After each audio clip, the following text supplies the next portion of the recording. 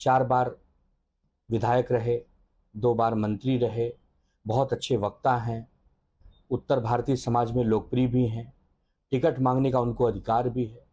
लेकिन जब पार्टियां तय करती हैं, शीर्ष नेतृत्व तय करता है, तो किसी एक व्यक्ति को ही टिकट मिल सकता है। ठीक है, अब टिकट नहीं मिला है तो नसीम खान जी जरूर थोड़े समय के लिए उदास हुए हैं, दुखी हुए हैं, नाराज हुए हैं। बीजेपी को हराने के लिए पूरी कोशिश भी करेंगे। हम नसीम खान जी को जितना जानते हैं, भारतीय जनता पार्टी को रोकना इस समय उनका भी मकसद है, हमारा भी मकसद है। The BJP believes in Sabka Saath, Sabka Vikas. Unfortunately, the Congress, not just in Maharashtra, but all across the country, does not believe in any kind of politics other than appeasement. Naseem Khan saying that he will not campaign because there are no Muslim candidates is testimony to the fact that this party has only played vote bank politics and only for a certain segment and not for society at large. Now, in the latest development, which has been triggered off by Naseem Khan's letter to the Congress party chief, AIMIM has offered a ticket from Mumbai. In fact, AIMIM leader Imtiaz Jalil has tweeted saying AIMIM is all set to offer him a ticket from Mumbai. If he wants, he can contest. He's also said that it's a good idea and Naseem Khan has to now show some courage and grab the opportunity and dump the Congress. But let me go across to Mr. Ram Kadam of the BJP who is joining us. Ram Kadam जी, ये तो बड़ी interesting बात हो रही है। कांग्रेस तो हमेशा यही बोलते हैं हम माइनॉरिटीज के साथ है, वी वांट इक्वालिटी, उनका पूरा पिच रहा है, मुस्लिम कोटा का जो पिच रहा है, मगर अब उन्हीं के जो कार्यकर्ता है, some of the senior most leaders जैसे नसीम खान है, समाजवादी पार्टी के अबू आजमी आके बोल रहे हैं कि कांग्रेस ने धोखा दिया है मुस्लिम्स को। ये चीज कैसे पलट सकती है पूरा पॉलिटिकल इक्वेशन को? Congress party has a double standard, as everyone know about it. And there are a lot of indifferences within the party. The kind of statement Mr. Naseem Khan has issued, and he has signed from his star campaigner post. And at the same time, he's been saying that they are not giving justice to his community. So there is absolutely double standard. In one way, they are saying that they are, appeasing that community, and the other standard, the same community people are saying that Congress is not giving justice to them. So forget about this, but the one point is very clear कि महाराष्ट्र में कांग्रेस की जो नींव है, the basic है, वो पूरी तरह से डूब रही है। इनके आपसी झगड़ों के कारण, indifferences के कारण, within the fight के कारण, and see, the Congress is a national party, but the regional parties, the Uddhav Thackeray's party and Sharad Pawar's party, both the parties do not have even recognition of regional party. They do not have their name, they do not have their symbol, even though both the parties have dominated them when all the seats declared for the member of parliament. But the big question, of course, will remain, who will gain the most from this? Ram Kadam ji, do stay on with us. Imtiaz Jalil of AIMIM is also joining us. Everyone wants to benefit and it seems fish in troubled waters. Imtiaz Jalil ji, अब तो आप भी ticket देने के लिए तैयार है नसीम खान को?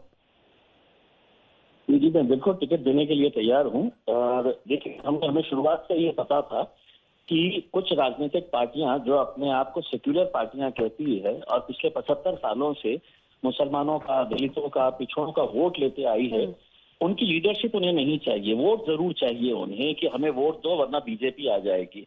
और अभी मेरे मित्र राम कदम साहब को मैं सुन रहा था, इनका भी कोई नैतिक अधिकार नहीं है कि दूसरों के ऊपर उंगली उठाए करके, क्योंकि भारतीय जनता पार्टी पूरे देश के अंदर 543 सीटें लड़ती है।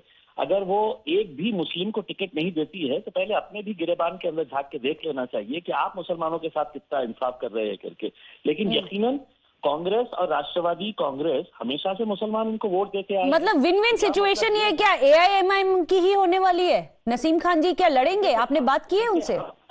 हम ये नहीं कर रहे हैं कि विन विन सिचुएशन किसकी, हम ये कह रहे हैं कि अगर आप समाज का वोट लेते आए हैं तो आपकी जिम्मेदारी यही है कि कम से कम 48 सीटों में से एक सीट आप मुसलमान के लिए, वो भी नहीं छोड़ेंगे।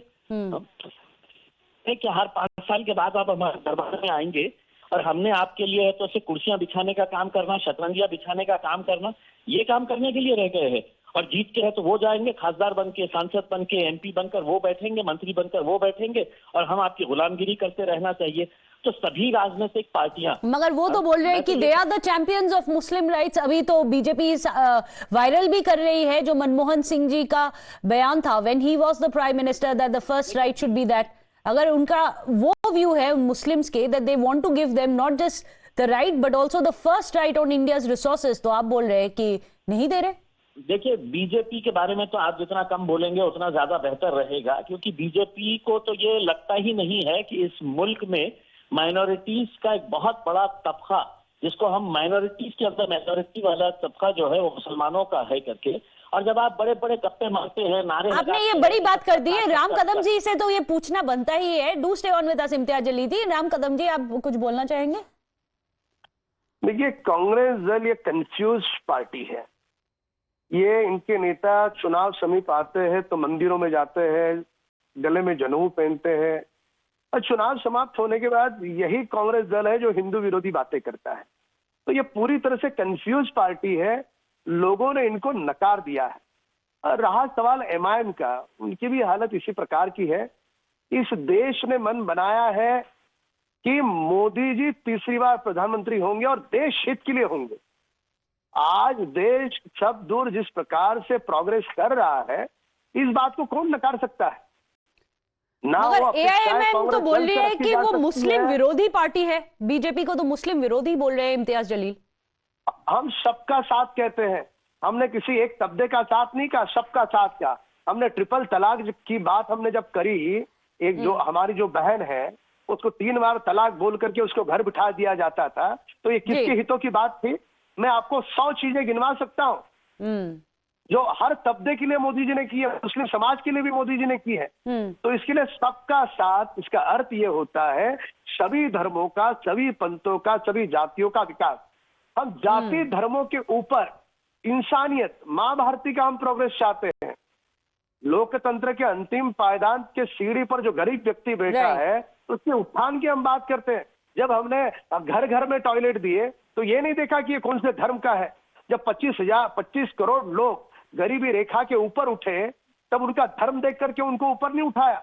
जब तो धर्म के नाम में ये राजनीति क्यों हो रही है? Well, we'll have to leave it there, gentleman. Imtiaz Jaleel as well as Ram Kadam ji, thank you so much for joining us. But this goes to show the significance and the importance of the minority vote bank, that you have such fierce politics over it. Meanwhile, there is another reaction which is coming in. Sanjay Nirupam has also now hit out at the Congress party, saying that the Congress is contesting in less than 300 seats. Last time Congress's strike rate was 8%. Even if it increases to 10% this time, Congress will not win more than 30 seats this time around, because it's even contesting fewer seats. Listen in. Congress party पहली बार ऐतिहासिक तौर पर 300 से कम सीटों पे चुनाव लड़ रही है, और 300 से कम सीटों पे चुनाव लड़ने का नतीजा यह है कि पिछले 2 चुनावों से इनके पास जो वोटिंग का जो स्ट्राइक रेट रहा है, जीतने का जो स्ट्राइक रेट रहा है, वो 8% रहा है। इस पर अगर 10% भी हो गया स्ट्राइक रेट, तो भी 30 से ज्यादा सीटें नहीं आ रही। मेरे हिसाब से 25 और 30 के बीच में कहीं कांग्रेस पार्टी रुक सकती है। ऐसे में कांग्रेस पार्टी जो पूरे इंडिया अलायंस का नेतृत्व करने के लिए लालायित है, उसका कोई उपयोग नहीं है। भले ही कांग्रेस पार्टी ने बहुत ही दावा किया है कि क्रांतिकारी मैनिफेस्टो है, उस मैनिफेस्टो का कोई इस्तेमाल ही नहीं हो सकता, क्योंकि उसको इंप्लीमेंट करने की ताकत इनको मिल ही नहीं सकती। हाँ, वो लोगों की भावनाएं भड़काने का काम कर रहे हैं, इससे आपको सावधान होना